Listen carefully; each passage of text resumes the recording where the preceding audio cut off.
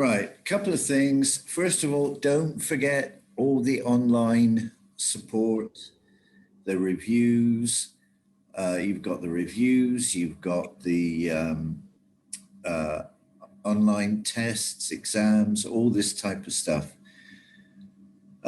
You must be doing okay, or at least you're getting most of it, because I'm not getting much feedback saying, oh, how do I do that question? How do I do this? So I guess you're doing okay, unless, of course, you're not doing them.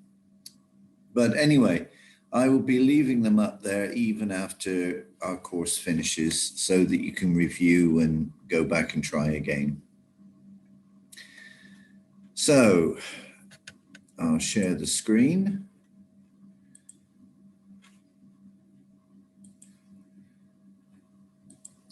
And usual thing, if you can tell me when you can see the screen.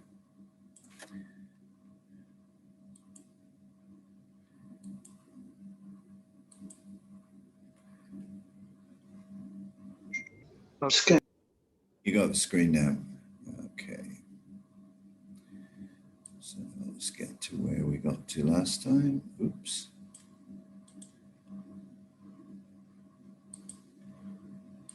Ah, yes, we were going through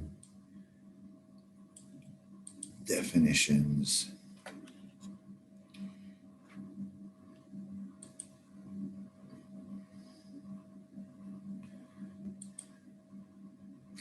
Right, so we got up to the areas of the hotel. Back of house, that's where the guests do not go. And front of house, that's where the guests do go. Butler service, as I mentioned, it's like having a special person to deal with all your personal needs and so on. Obviously, this is only at the top end of the market. But if you're a business person and, you know, say there's a businesswoman, she needs her business suit pressed and ironed for a meeting in 3 hours, call the butler, he'll deal with it. Check-in. Check-in is the formalities to be completed on arrival at the hotel. You have to fill in the card. Probably these days you have to give an imprint or the details of your credit card in case you run away and don't pay the bill. Check-in time. Now, check-in times, you have to be very careful. This is the time when the guest is allowed to go into the room. And it's not a 24-hour period. Some hotels, you're allowed to check in at midday, 12 o'clock, but you have to check out by 10 a.m. the next day. So you actually get 22 hours. The reason they need that extra 2 hours is, of course, to clean the room. Check out, process of payment. Oh, by the way, check-in times.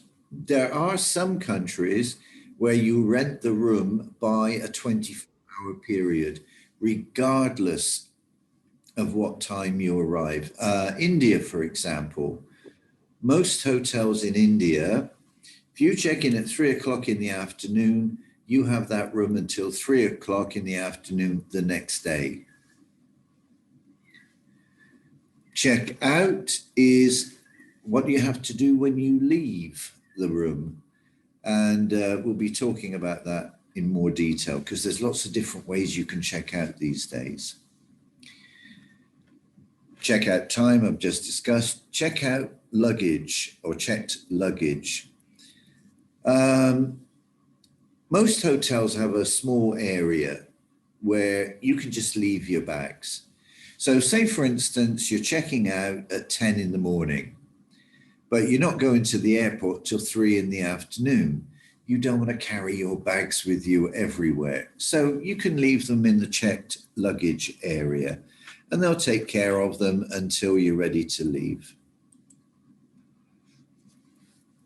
Concierge is a French word And the concierge is a bit like a butler, except they look after all the guests in the hotel.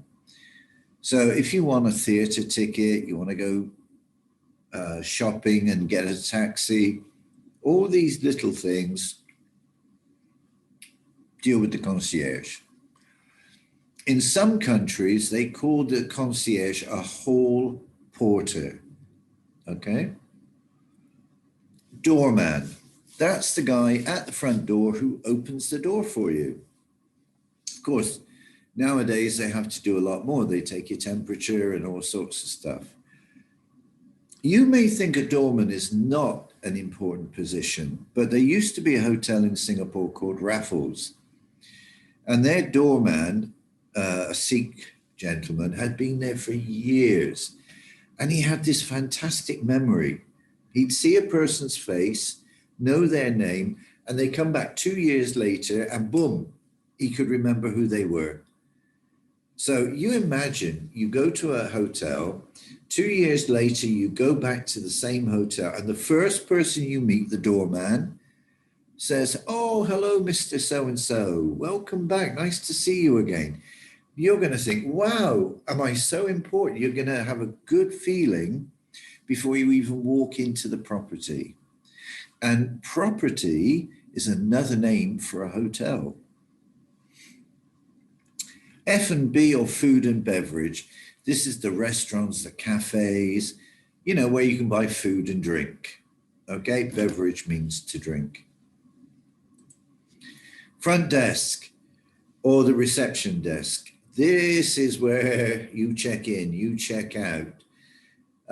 For many people, any problem, they just call reception. Because, of course, guests don't know, oh, hang on, I need a pillow. Do I call housekeeping or room service? No, they just call the front desk and then let them sort it out. We've talked about front of house and front office. Hall porter, similar to the concierge. Housekeeping. Housekeeping is the department that keeps the hotel clean and tidy. It's not the most glamorous part of the hotel world. Food and beverages, the fine dining, the beautiful restaurants and so on. But if you don't have good housekeeping, and the sink is dirty and they don't vacuum under the bed, you don't have a good hotel. It's as simple as that. So housekeeping are really the unsung heroes of the hotel industry. Minibar. Never, ever, ever, ever take anything from the minibar unless you have to, because the prices are horrendous. Yeah. Hotels love guests who use the minibar because they make so much profit on the stuff. So unless it's 3 o'clock in the morning, you're absolutely desperate for that Pepsi. If I were you, go to the local cold store, 7-Eleven, Barada, whatever you want to call it, and stock it up yourself. Okay. Property, another word for hotel. Room service, sometimes called in-room dining. It's very convenient for some people. They don't want to have to queue downstairs, or, they just want a quiet meal by themselves in their room watching TV like home. So they'll phone room service, have the meal sent up. Normally it's restaurant costs plus between 5 and 10% extra, because of course somebody has to bring it up. That means, and take it back down. That means it costs the hotel money in staff wages. So of course they're going to make a bit extra on it. Service level. Yes, now, this is not as easy as it seems. You can be in a 5-star hotel, but your service level could be 4. Yeah. Maybe, I don't know. I mean, for instance,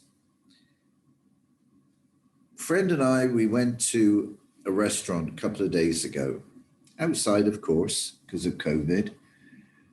And normally the staff there are very, very nice, friendly, cheerful. You ask for mayonnaise, they'll bring you mayonnaise and ranch and something else. They really look after you. We went last time and everyone was in a bad mood. Yeah, it was, good morning, sir. But their heart wasn't in it. Service, they didn't even look at you when they were laying the thing. It was completely different. My guess is they didn't get paid on time that month. Yeah. So it's the same place, but the service level, whoomp, straight down. So it's how the staff interact. Yeah. How the staff work with the guests. If housekeeping, they're in a bad mood and they just sort of wipe around, yeah, the room's not going to be clean and you're going to notice it. Yeah. Food and beverage, if the staff serving you are not nice, then you don't really enjoy the meal. And here's one tip for service level. Say thank you. When the guy or the lady pours water for you or something, look at them and say thank you. You'll be surprised how the service level improves. Equally, if you're not nice to them, well, let me give you a word of advice. Never, ever be nasty to someone who's going to bring you food. I used to be a resort rep at a hotel, and nasty guests often got extras in their food. Yeah, I'm not going to go further than that, but they would do stuff to the food, yeah, because the guest was nasty. Because restaurant staff, they can't say, hey, stop being bad-mannered. No, they still have to keep the smile on the face and keep going. So they get their revenge in the kitchen. Shuttle service. Yeah, many hotels, especially the top end, will have a small minibus, goes backwards and forwards to the airport, or it will go from the hotel to the nearest shopping mall. And they have a service goes back, forward, back, forward, back, forward. Very often free. Sometimes you pay a small charge. Turn down. Now, this is something done usually at the top end hotels and boutique hotels. Okay. Just before it's bedtime, they come in, they fluff up the pillows for you, they turn down the blankets. Like I said, they put the chocolate on your pillow. Maybe they spray some perfume around the room. They just get the room ready for bedtime. Okay. Maybe they close the curtains. They get the room ready for you to relax and go to sleep. And that's called turn down. Another word for butler is valet. And here you can see a very English looking valet. In America, the USA, valet often means the guy who parks your car. So you've got to be careful which part of the world your guest is in. A valet in Europe would mean a guy like this, nicely dressed, professional gentleman, doing extra service. In the USA, a valet is the guy takes your car keys, parks the car for you. When you go back out, he gets the car for you. So they have very different functions. Room types. You've got to be careful of room types. And as Miss Newth said last session, you have to be careful what you get, because some hotels claim to have something and they don't. Very often, if they have problems with rooms, the people who get the worst rooms are the ones who book through apps because they pay the cheapest rate. So, okay, we put you in a worse room, you don't come back, it's okay, you're paying cheap rates anyway. The people who book through the travel agent paying a little bit more, so they make a bit more, they look after, plus the travel agent can send them more business. So, read reviews, read travel magazines, read travel newspapers. Now, a deluxe room is exactly what it says. It's luxury, yeah? It's got the best view, it's got the best location. Everything is new. It's been renovated regularly and recently. The beds will be bigger than average. It's one of the most expensive rooms in the hotel, but it's also one of the best. As I told you, you get what you pay for in life. The one we discussed in the last session, a suite. A suite should consist of 2 or more rooms. Yeah, that's what a suite is. If it's just one big room, that's not a suite. If it has a partition wall, yeah, dividing it somehow into 2 areas, maybe that's a suite. But normally a suite has 2 rooms, 1 living area, 1 sleeping area.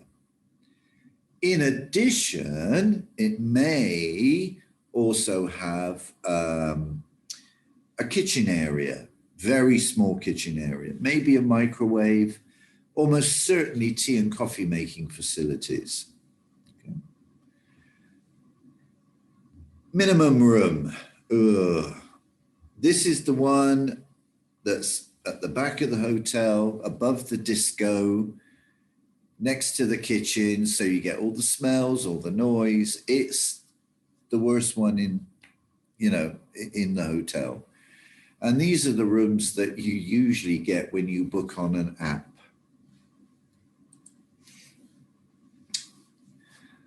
When I worked in a hotel or as a holiday representative in a hotel, the biggest problem we had with guests was the difference between connecting and adjoining rooms. So we'd have a family, mum and dad, 3 kids, and they would be in adjoining rooms.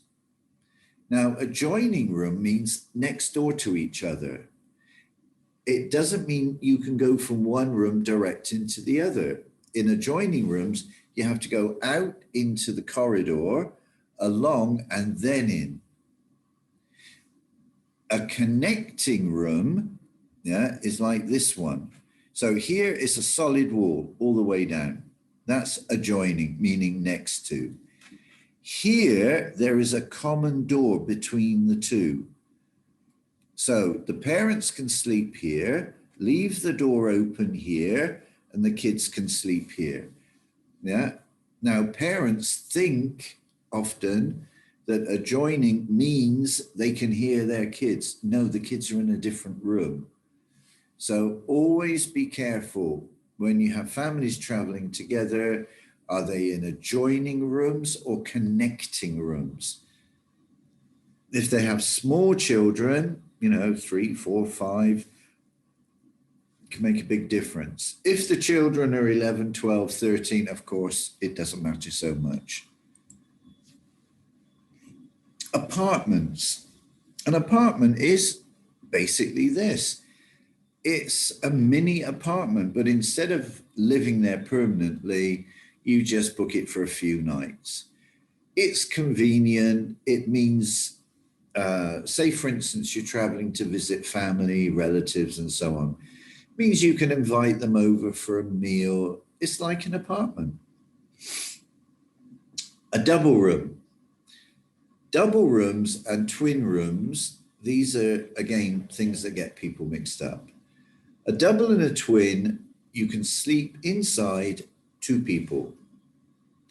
A double room has one big bed for two people. A twin room has two beds for two people. Very often, for business people, they don't mind sharing a room, you know, their colleagues, they don't mind sharing a room, but they don't want to share a bed. If you book a double, you're going to be in trouble when they get back. You book a twin, so they share the room, but not the bed, because twin means two beds. The beds could be two singles, could be two doubles, could be two king size beds. So you have to check the size of the bed. But for business travelers, very often a twin room is an acceptable way to save some money. There is a thing called a double-double, yeah? A double-double is still a double, two people, but it will have two double beds. So it's like a twin, but with two double beds. So you can see how not checking on the bed type could have a big effect on your guest, you know, their stay at the hotel. I mean, I'm sure you've got family and friends. You don't mind sharing a room with them, but you don't want to share a bed with them. Yeah. Enviro-friendly. Now, not a big thing yet in Bahrain, but is coming. People in Bahrain now are much more environmentally conscious than they were 10 years ago. We have bottle banks, you know, where you can take empty bottles and throw them. We have recycling things for old clothes. The good ones, they get cleaned and given to people. The rubbishy stuff is still useful. It's shredded, it's used in packaging, all sorts of stuff. So either way, it gets recycled and reused. In Europe, people are very into this, yeah? And often they will check the hotel's environmental policy. For instance, in Singapore, we're an island like Bahrain. And like Bahrain, water is very precious, so we don't waste water. Every hotel in Singapore has a little card in the bathroom saying, if you want your towels changed every day, leave them on the floor. Yeah, because their guests, if they want clean towels every day, they get clean towels every day. But tell me, how many of you change your towel every single day?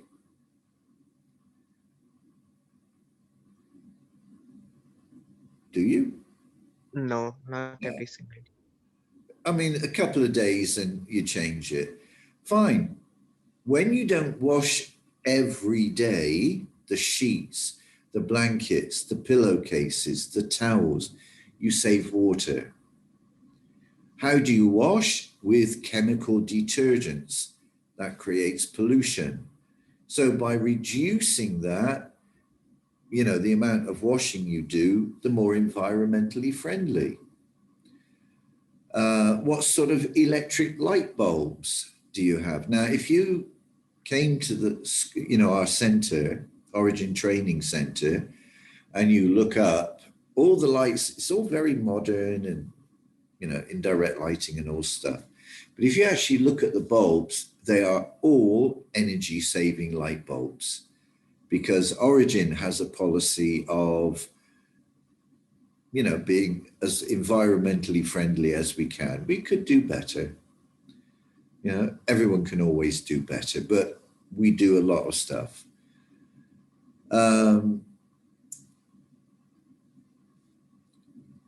Electricity.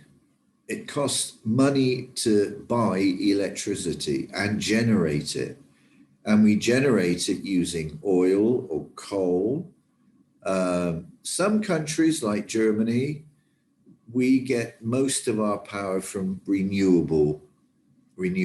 In fact, we're the number one country for renewable energy. It's cheaper. Every house in Germany, even in old villages, they got solar panels on the roof. Now, Germany doesn't get as much sun as Bahrain, but we still have solar panels. I have a feeling I think it's in 2022, the government is going to remove the subsidy for Bahrainis for electricity. So when your electric bill doubles, yeah, I got a funny feeling we're going to see a lot of solar panels on the roofs of Bahrain houses.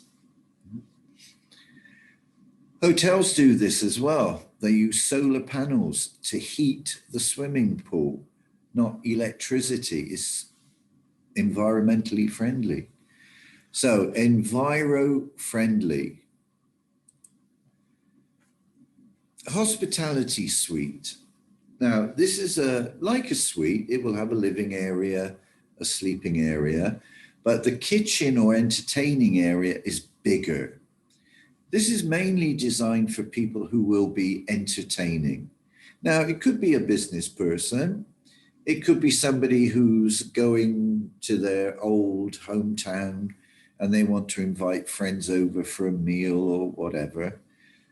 So it will have a special counter with a sink. Yeah. Maybe it supplies glasses for juices and teas and coffees and so on. There will definitely be a refrigerator, not necessarily a small one, a proper one. So a hospitality suite is for someone who wants somewhere to stay, and whilst they're there, they want to entertain people as well. A junior suite still has separated living and sleeping areas, but it may be separated just by a small partition. It may not be a completely separate room. But if they do that, they have to call it a junior suite. A suite usually means 2 separate rooms. And when we're rich or feeling in a good mood, we can stay at the penthouse. The penthouse is usually on it's the top of the hotel. It has the most fantastic views. Penthouses are usually expensive and they're suites. Yeah, they tend to be a bit on the pricey side. However, say for instance, it's your 25th wedding anniversary. Yeah, you've been married for 25 years. I think a weekend at the penthouse is a good way to celebrate that. So maybe not something you do every day, but don't assume, that just because someone is an ordinary person like me or you, oh, no way they're going to stay in a penthouse. No, maybe they've just retired. And for their first weekend of retirement, they want to stay at a 5-star hotel. It's been a dream of theirs for years. And now they've got the time, they've got a little bit of cash, they can do it. So never judge what your guests want for a room. Talk to them. Right. Usually many hotels, especially the bigger ones, they have one room that's never used for guests. It's just used as a showroom, a sample room, so that when travel agents come to visit, they can, they don't go into a real person's room. They show them the showroom or the sample room and say, right, when your guests stay here, this is a typical room. You get this, you got that, you've got that. Okay? Single room for a single person, one person. The bed yeah, will be a single, could be a double, could be a king size, yeah. Bed size you have to check. And very often, even though it's been sold as a single room, there's probably two beds in the room anyway. Reason for this is most hotels assume double occupancy, meaning two people will occupy the room. And it doesn't make sense to have like 50 rooms with a single bed and a lot of space. So they just make everything a double. If you book a single, you pay the single rate, yeah, but there's a spare bed.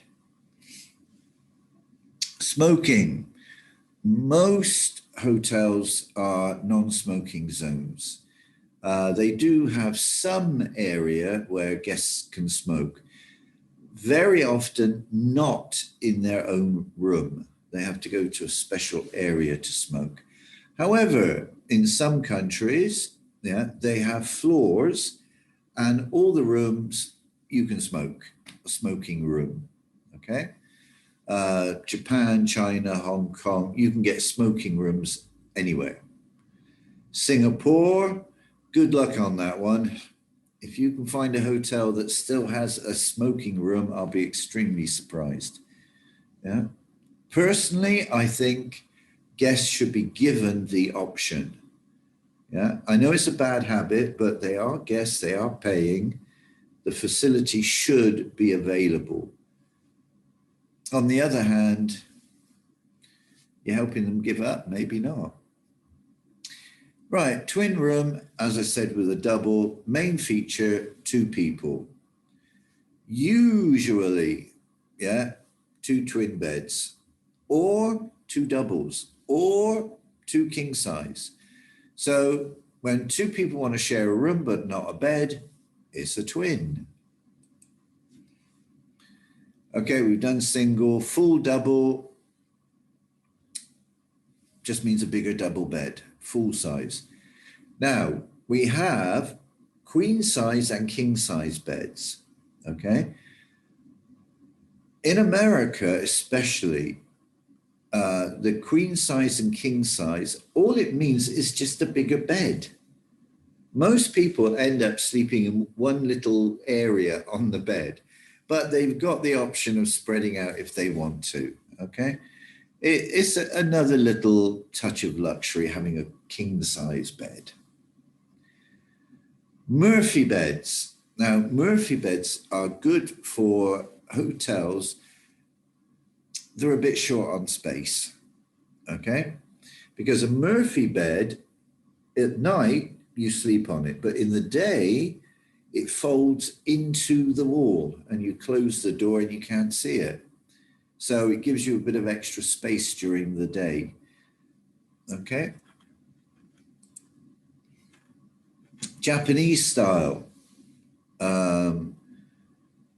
Yes, of course, in Japan, they have Japanese style beds, but they are becoming popular in other countries because the Japanese bed is really a foldable mattress that folds onto the floor, and actually sleeping on the floor on a mattress is apparently better for your back than most beds. Now, I'm not a doctor, so I don't know if that's true, but lots of people believe it. So even some Western hotels do offer Japanese style sleeping. Western style beds are like this. They're off the floor. They're like this. Now, this is a Murphy bed here, you see? Folds up into the wall. Yeah, and you get a little bit of extra space. Here is the Japanese style. Okay, you sleep on the floor. In the daytime, they come, they roll up the beds. Yeah, they roll them up, put them into a cupboard. You've got that floor space. So Murphy beds, Japanese style, both ways of saving floor space, giving you a little bit of extra room. Okay. Meals. Meals, again, if you get the bed wrong and the meals wrong, you've got a very unhappy guest. One of my friends, he went on honeymoon to Thailand, and he was told, he says, that the room was bed and breakfast. When he got there, they said, no, breakfast not included, you have to pay. So for 10 days, he had to pay out of his entertainment money, he had to pay for breakfast. So he was not very happy. Yeah. He sent an email to his travel agent and said, you told me this. Here's my receipt, bed and breakfast. They got it back to the hotel. I think about halfway through, the hotel did give him breakfast, but they didn't refund for the ones before. So all in all, a bit of a mess. And when you're on honeymoon, do you really want to be sorting out breakfast arrangements? I don't think so. So meal plans. In Sabre, it will tell you what meal plans are available. European plan. European plan means no meals. It's room only. American plan, or full board, as it's called in Europe, means you get 3 meals a day, breakfast, lunch, dinner. Disadvantage of this is that, you know, the hotel says breakfast is from 7 till 10. You've got to be there for that. Lunch is this time, dinner is that time. Now, if you're going for a day trip or you're looking around the town, you have to look and say, oh, wow, nearly time for lunch. We got to go back to the hotel. So for some people, this is not a convenient meal plan. However, if you're staying at a resort hotel, like Disneyland or something, or a beach hotel, then you're on the beach. Maldives is Sorry? better, like Maldives for Yes. full board.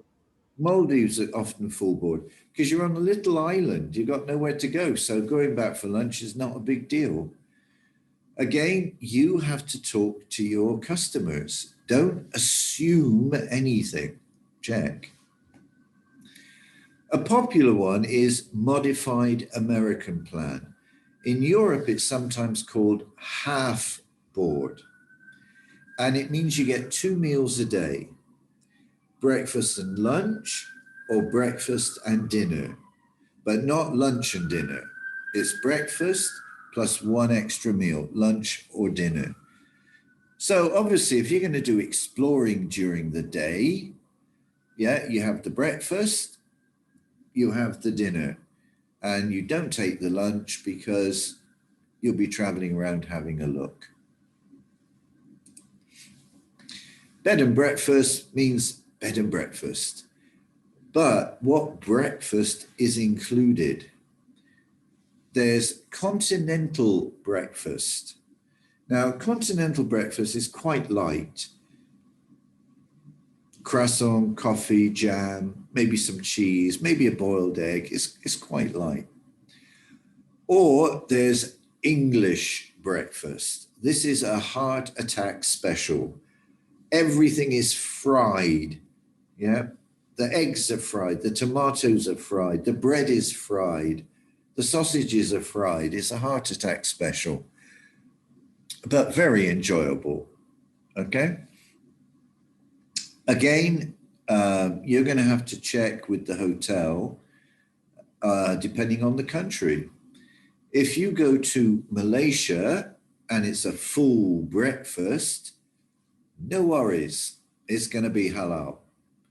If you go to the UK, you better check because it may not be, in which case the continental breakfast, the meat-free breakfast might be better.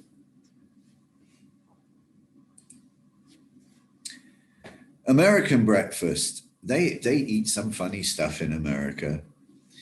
On the same plate, you have pancakes with maple syrup, the sweet syrup, with fried eggs sausages, and hash brown, all on the same plate.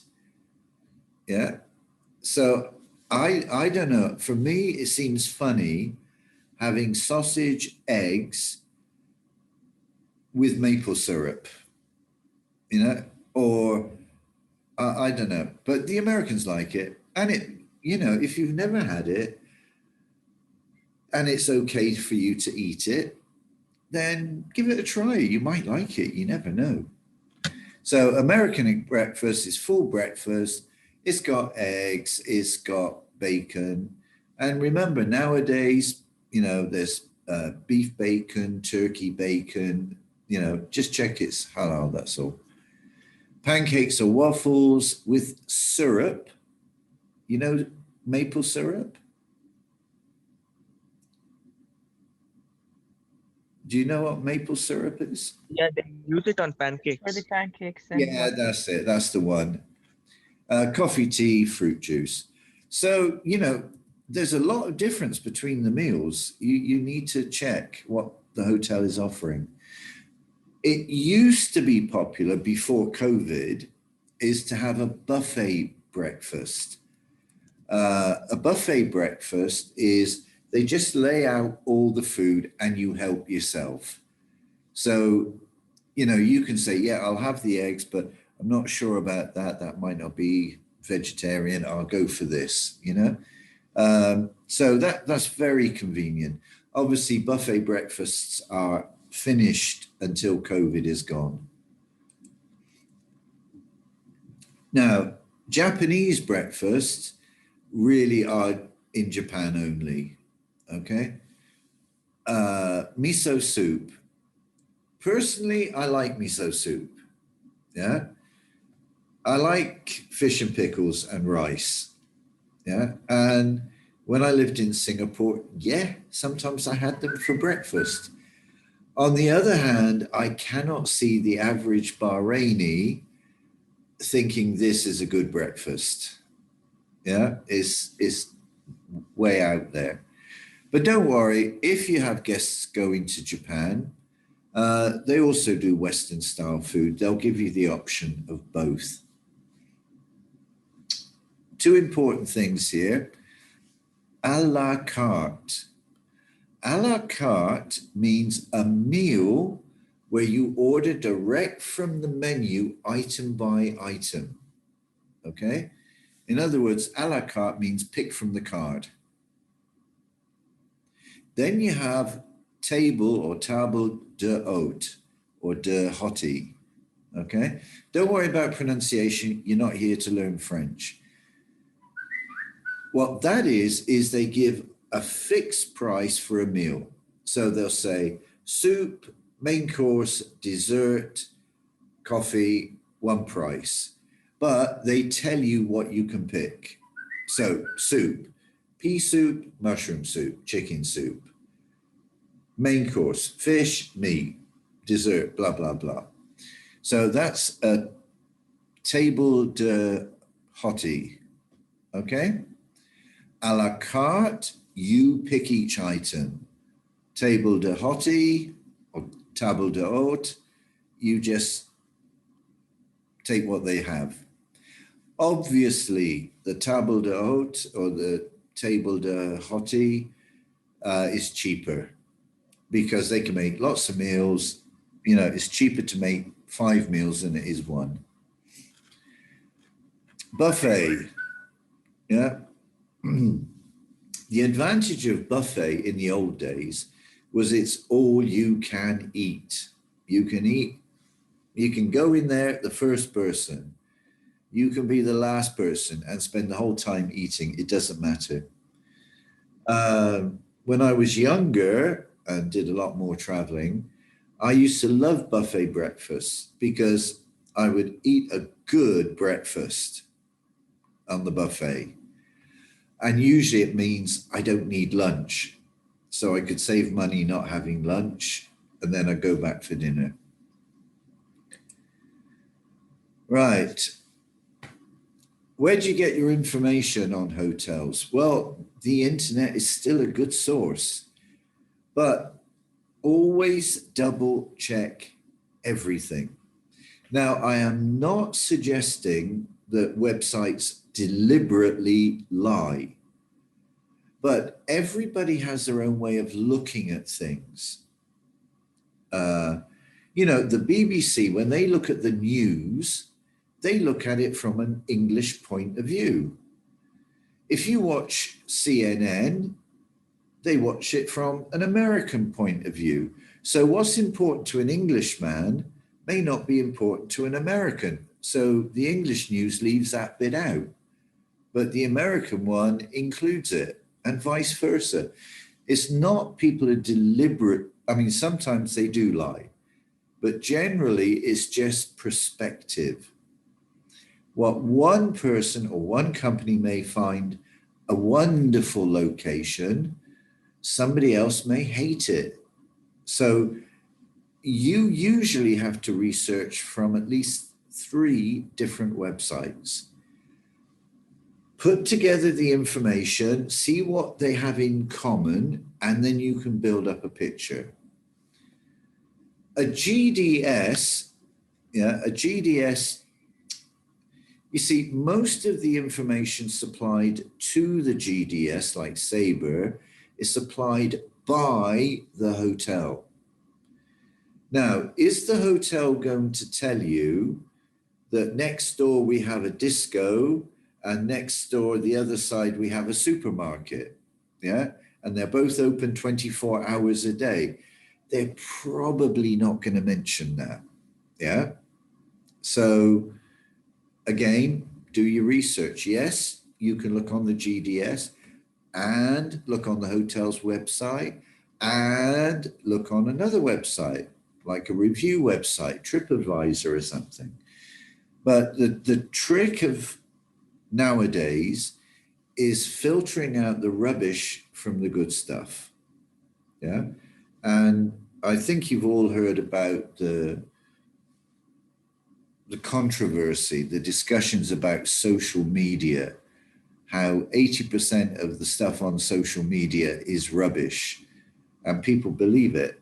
You know, oh, Mickey Mouse is a serial killer. Wow.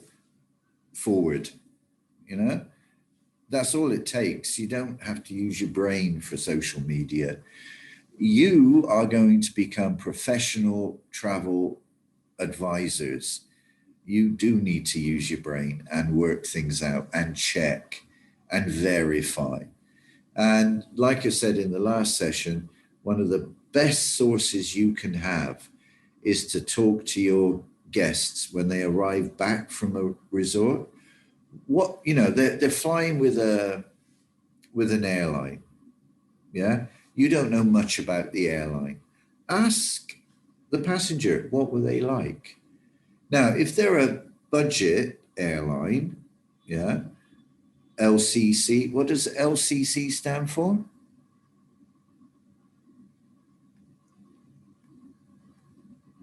LCC, when I'm talking about an airline? Low cost, low cost. Low cost carrier, yeah? If they're a low cost carrier and the passenger says, oh, I had to pay for my drinks, well, that's not a problem because you know it's a low cost carrier. If, on the other hand, you're flying in business class with an airline and they say, oh, they didn't have any coffee, yeah, that's a problem. So you have to use your common sense. Now, hotels have loyalty programs just like airlines, okay? And nowadays, lots of hotel and airline loyalty programs link together. So the airlines give you miles or points, and the hotel give you points or room nights, and they translate them and add them together. So why do they do it?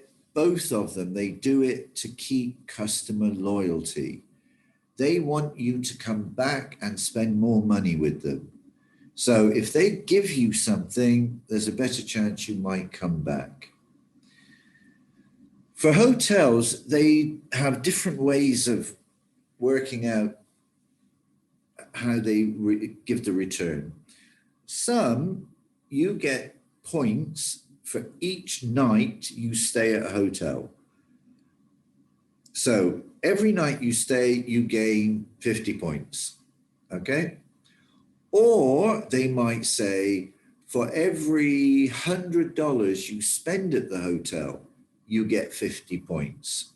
So it can be for each dollar, each nightly room rate, yeah.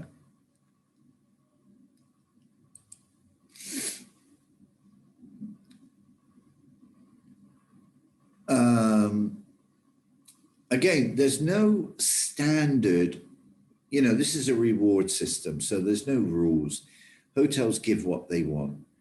Some may give you, if you collect so many points, you can have a free room, okay? Or they might say, we're not going to give you a free room, but we'll give it to you at 50% off. You know, they make the rules.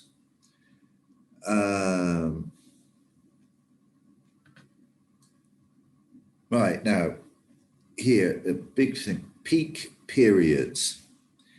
Say, for instance, you've got lots and lots of points with the Crowne Plaza Bahrain, and you want some free nights accommodation.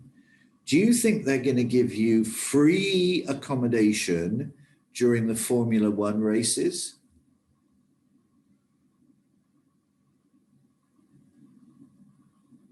No. Definitely not. They are not going to do that. Yeah. They're going to say, no, sorry, we're blocked for those dates. Other times, yes, but not for that. So these, you know, redemption means claiming back, usually don't count in peak periods. Okay. Best Western. This is the example that they're using. They got 4,000 medium hotels in 100 countries. Don't worry about that. For every US dollar you spend, you get 10 points. Okay, so if you stay at a better hotel and the room costs you more, of course you get more points. Yeah. You can use them to get a gift card. Now, the gift card could be for accommodation. It could be for visit to the restaurant, whatever. Other benefits, elite level. Now, do you remember when we did loyalty programs for airlines, there's usually 3 levels like blue, silver, gold. Hotels do the same thing. Best Western, their top grade is called elite. Elite means the best, the top, okay? In addition to collecting the points, elite members can also have early check-in, late check-out, you know? So normally they say check-in time is 12 o'clock, but for elite members, you can check in from 9 o'clock. Check out is 10 o'clock, but for elite members, it's midday. You see, they're giving something, but it doesn't actually cost the hotel money. Yeah? You can give bonus points for certain periods of time. So normally, just after the school holidays, hotel occupancy drops. They could say, right, for that period after school holidays, for every point you get, or for every 10 points you get, we'll give you another 3, a 30% bonus. That will encourage people to come for that period of time.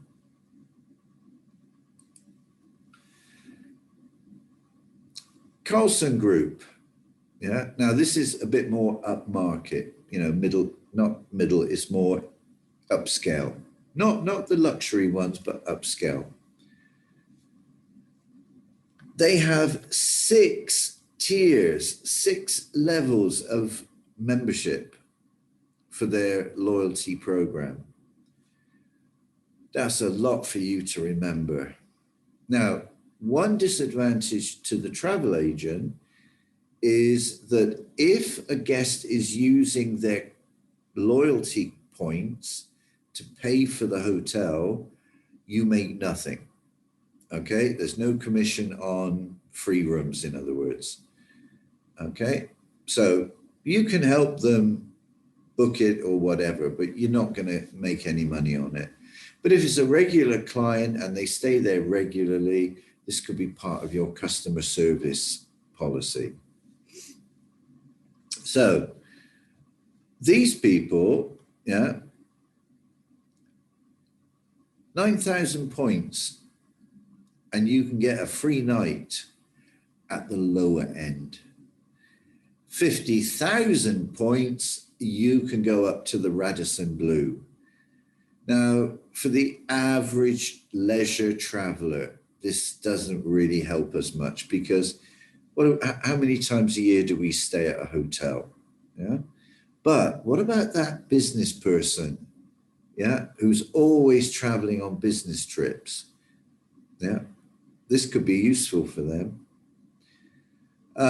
Sometimes the hotel also deals with another resort or airline, as I've said.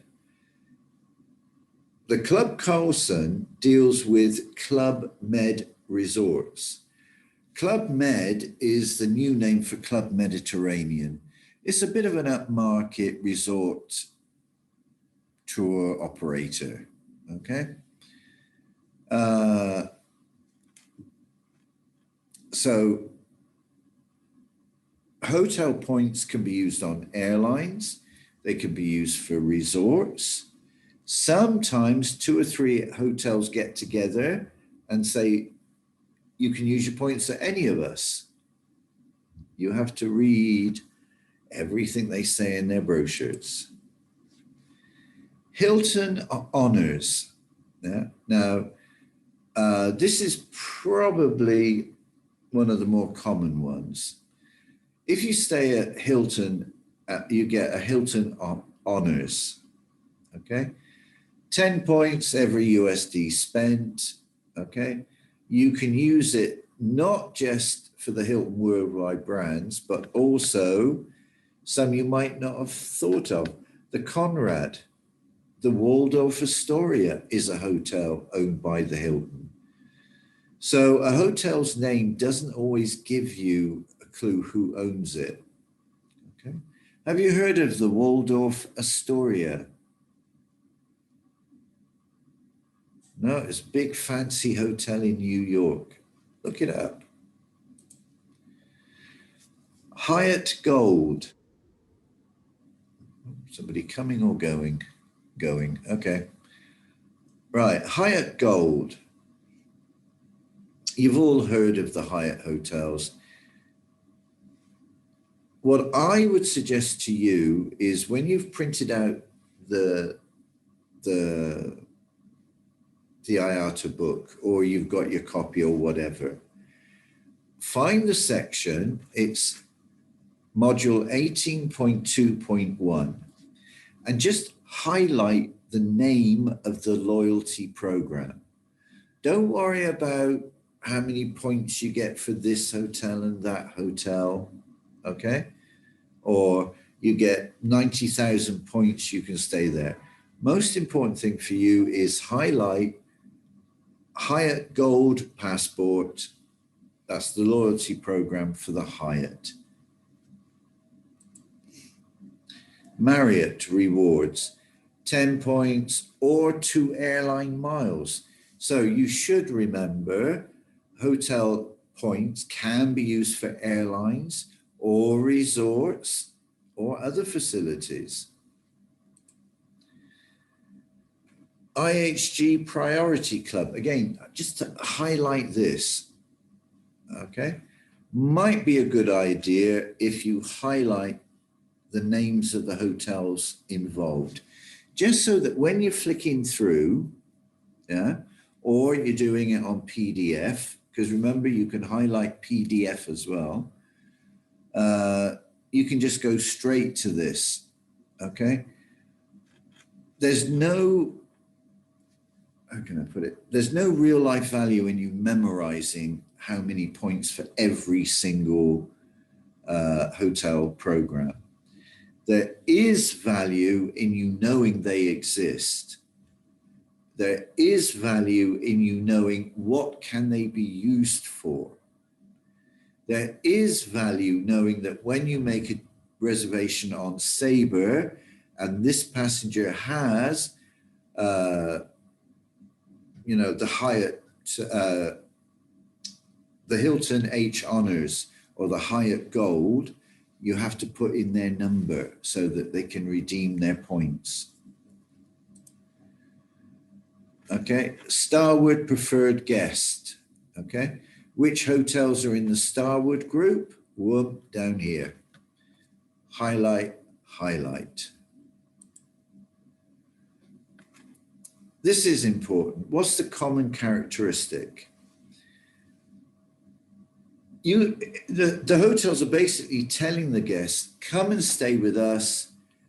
We'll give you something back. We'll give you some points. And those points you can use for a meal in our restaurant. You can use it to stay for free at certain times of year, okay? So each night you spend at the hotel, we will give something back to you.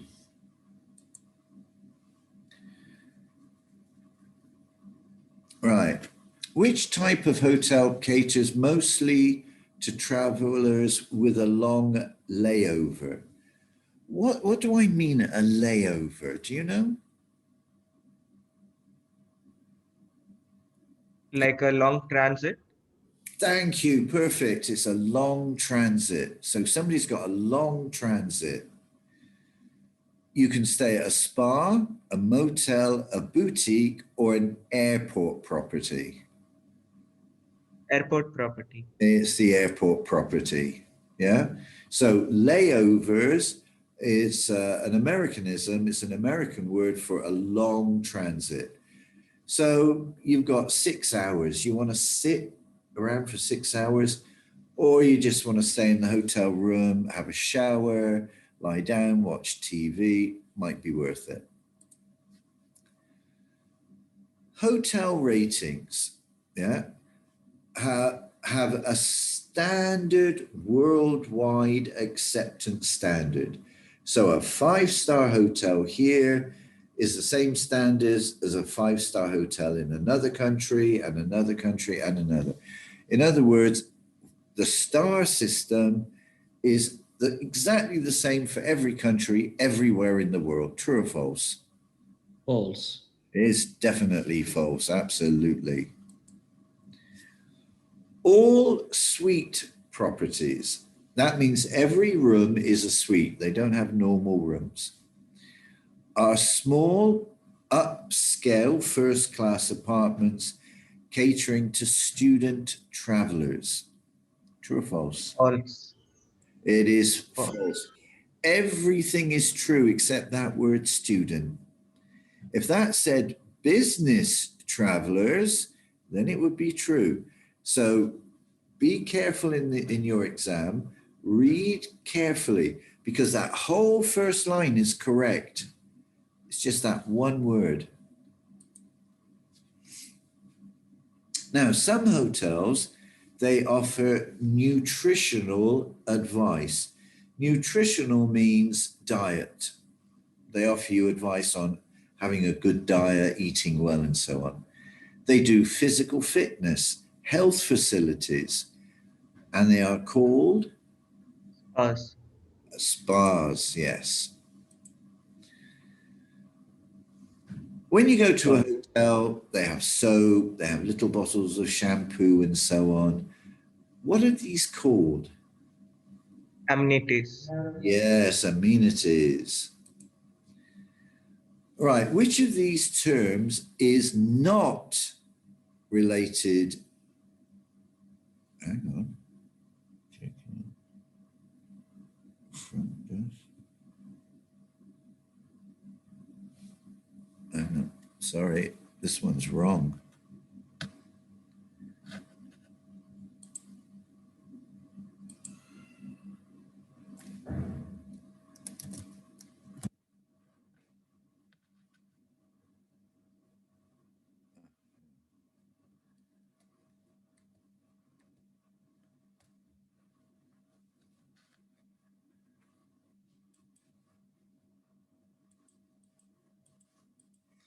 Right. We got two things to look at here, a facility and a service. A facility is a fixed thing like, you know, the reception desk at a hotel? Yes. Right. That is a facility that can be used by the guest. A swimming pool is a facility. Okay. Turn down is a service. Okay. It's something the hotel takes to you. It's not static. It's not in one place. They bring that to you every night. So if you said which term is not related to a hotel, well, that's wrong. They're all related to a hotel, but only one is not a facility. Okay, again, dictionaries. Which of the following hotel accommodation includes a sitting room used to entertain customers or guests? Hospitality suite. Hospitality suite. A penthouse is usually located near the hotel garden. True or false? False. False. It's on the top of the building. What do we call the hotel staff that could arrange a restaurant reservation or theatre tickets? Concierge. Concierge. Yeah. It could possibly be a valet or butler. It could, but it's more likely to be the concierge. Hotel restaurants are often called